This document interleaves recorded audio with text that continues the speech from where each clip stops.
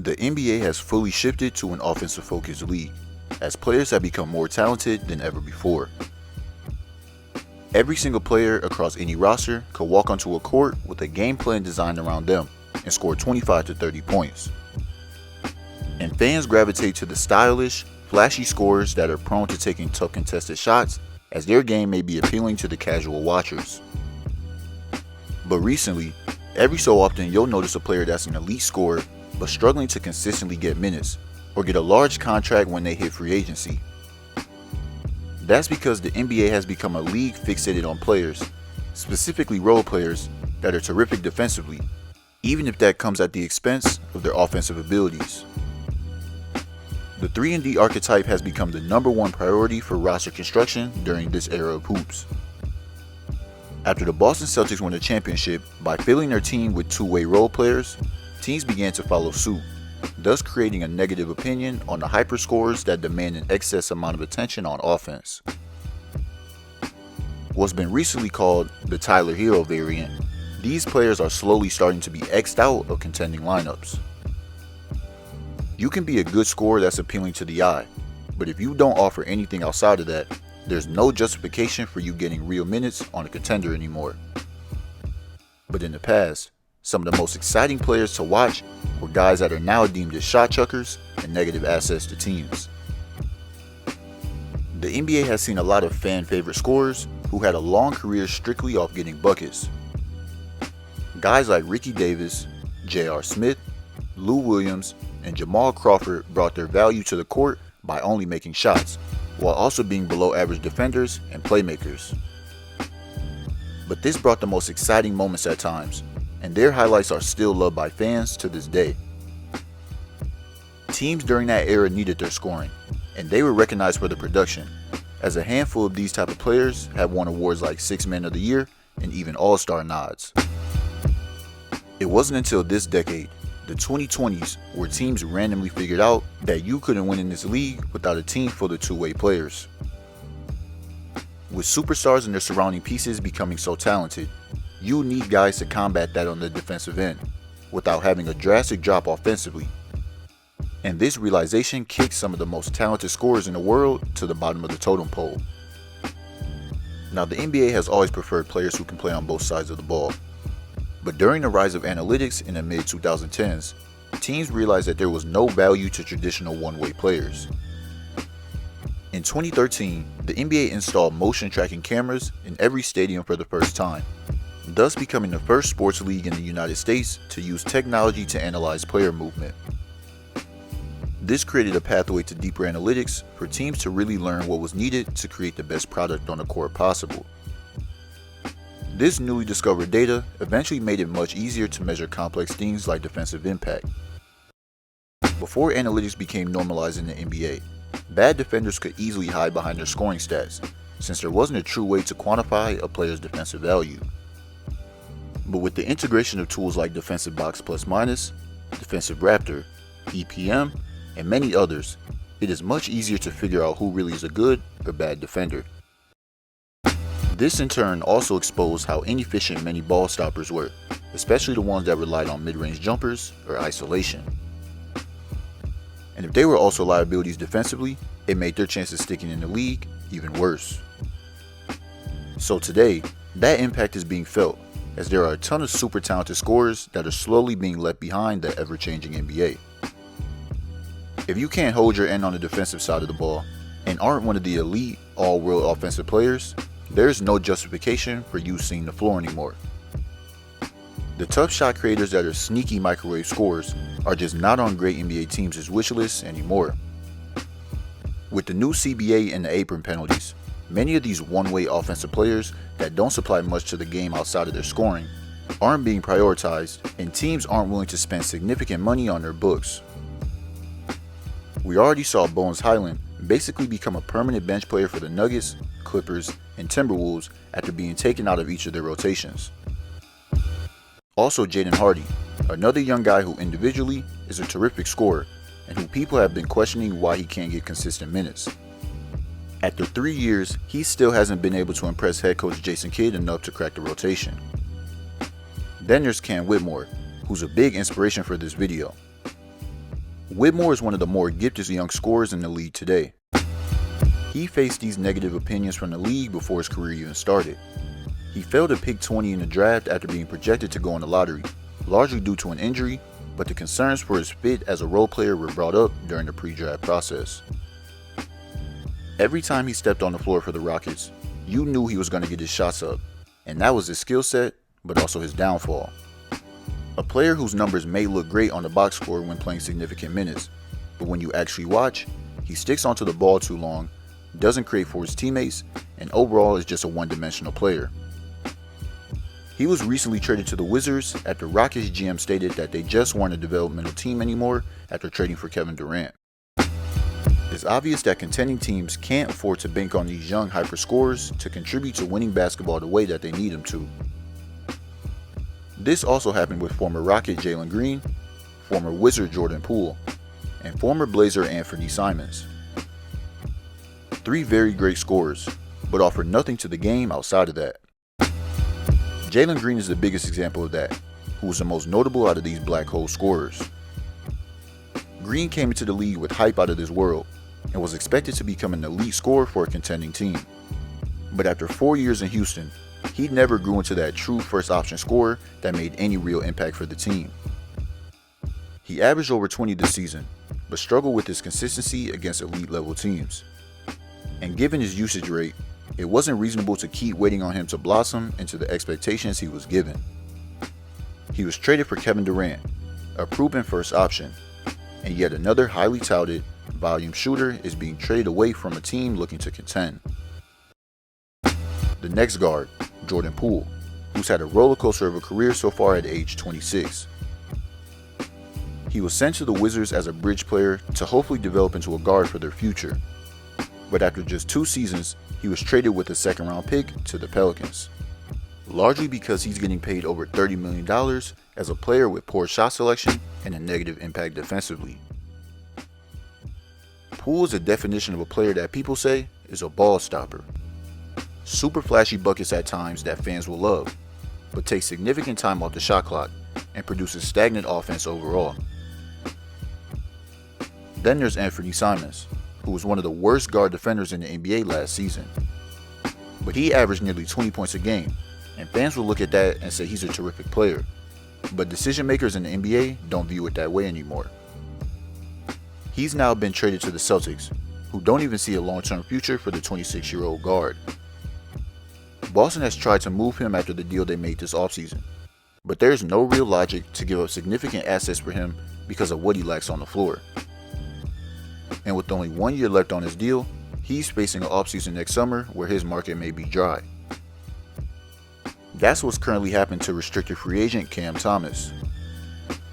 Arguably one of the best young isolation scorers in the league, Thomas is seeking almost $30 million in free agency, but no team is willing to give that up. And he had a great scoring year. He was one of 12 guards that averaged 24 points per game and 3.8 assists per game while shooting at least 43.8% from the field last season, along with guys like Donovan Mitchell and Steph Curry. So with a stat like that, why isn't he getting more traction on the market? Well, if we look back a few years ago during a Nets Summer League game, Thomas was being interviewed when current coach at the time, Steve Nash, asked him to look for his teammates more.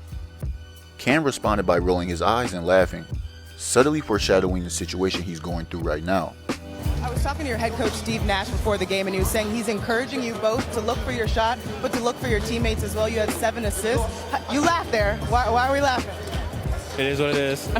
Because a report from Zach Lowe just came out that said the consensus on Cam Thomas is kind of like an empty calories ball hog.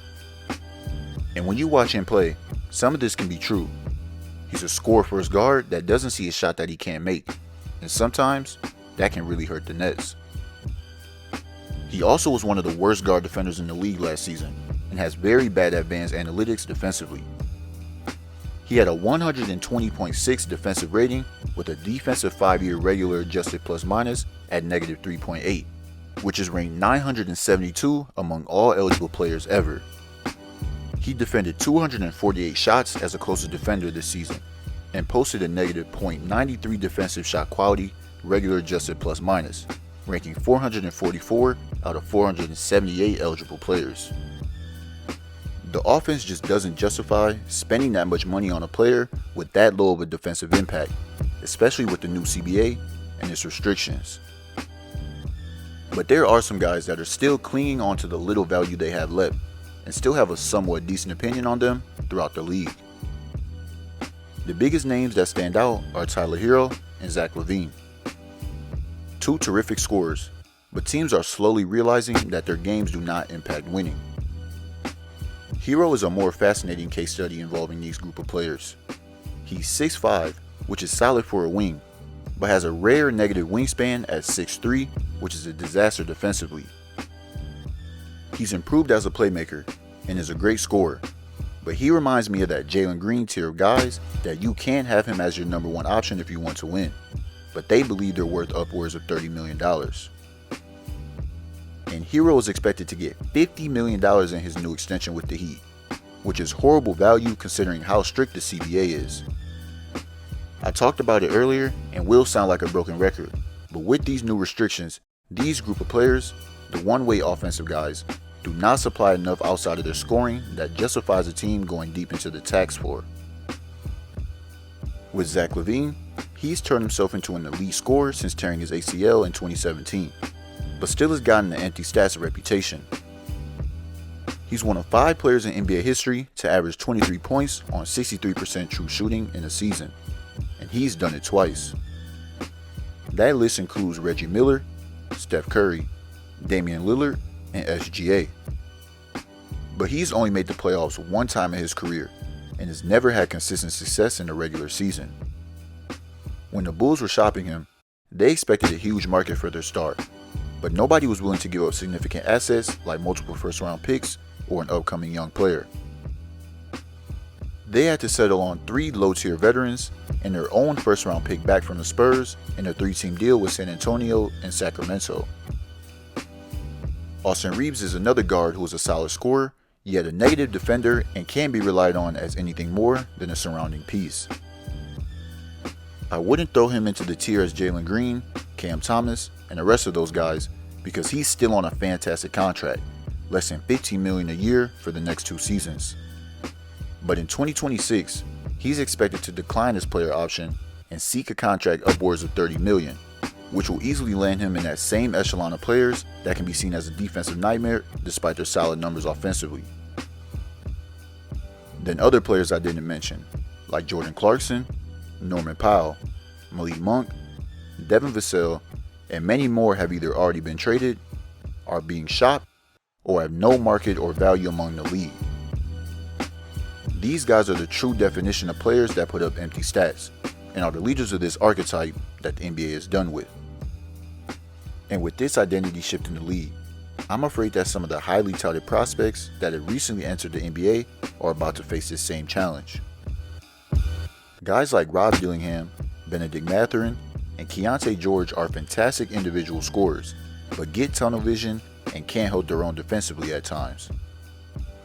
They tend to sometimes dribble the air out of the ball to get their shot off, which over time can result in late shot clock situations, which is bad for offenses. I also have questions with Reed Sheppard. It's a small sample size since he didn't get a lot of run this past season, but with the trades of Jalen Green and Cam Whitmore, with KD coming in, they're in win now mode, and he'll be asked to play a bigger role off the bench. Offensively, he's more of a tweener, not a true point guard, but too small to be called a wing. He only had a 17.6 on-ball percentage, and gets a high volume of threes up. I'm worried about his self-creation. You can see that he did not create a ton of shot attempts for himself, with only a 4.8 creation true shot attempts per 100 possessions. This measures his shot attempts off ISOs, pick and rolls, and post-ups, something he'll be asked to do a lot more of, given that the Rockets don't really have a ton of ball handlers. And being only 6'2", it's crucial that he improves in that area. His advanced numbers defensively aren't bad, but like I said, it's a small sample size, usually against other bench guys, so I'm curious to see how he'll look with a more defined role. Then even the number 2 prospect in the country and BYU commit, AJ Dybantsa. I have some doubts about his skill set heading into this new era of the NBA. I see him as a volume scorer who tends to be a ball stopper with poor shot selection, but it's still very early in his development, and by the time he'll be on his second contract in the NBA, a new CBA will be in place, potentially with revised penalties for the aprons. All these guys are young fans' favorite players in the game, but at this point in their careers, have bad habits that could end up cutting their superstar dreams short. But with the way the game is changing, I expect players to be developed in a different way than the past. College programs and player circles will eventually notice which non-superstars are consistently making the most money and have sustained roles, resulting in developing prospects into that archetype. Because a premium at the moment are players who play both sides of the floor, can play off the ball, and don't force the issue offensively. And with how talented and advanced players are becoming, it may create a ridiculous level of 3-and-D and two-way guys. In the next few years, I see a vision where the league has completely emptied out these black hole offensive players and non-two-way guys. Whether you want to call it ball hogging, empty stats, black hole offense, ball stoppers, shot chucking, or whatever, this archetype of players are finally being recognized for what they truly are. Players that most young fans look up to, often have the flashiest highlights, but in reality, some of those guys don't make it far in the league.